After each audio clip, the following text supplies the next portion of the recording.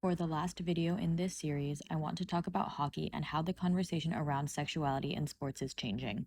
Recently, the show Heated Rivalry sparked a lot of conversation, not just because it features a queer relationship between hockey players, but because of what happened after. A real life hockey player shared that watching Heated Rivalry helped him come out as gay. He said that while he looked like a top tier player on the outside, he was still hiding a huge part of who he was on the inside. That's not just about representation, it's about safety, stigma, and access. Representation doesn't just affect how people feel, it affects how safe they feel accessing care. When young people don't see themselves reflected in sports, media, or leadership, it reinforces the idea that being open isn't safe. But for every person who sees themselves reflected and feels empowered to come out, there are many more still navigating spaces where being open feels risky and that directly impacts their health.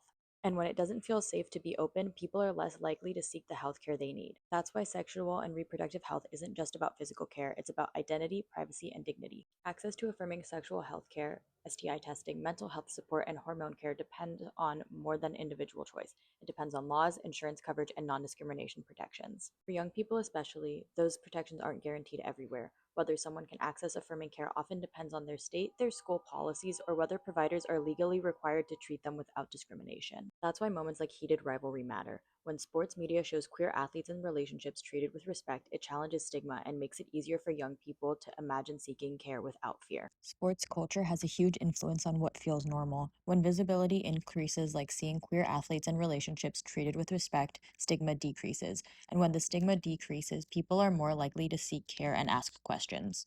Visibility matters, but it only works if systems support it. That means knowing your rights, supporting policies that protect access to non discriminatory care, and sharing resources that help young people get the care they deserve. This series has been about one idea. When people have access to information, care, and support, they use it.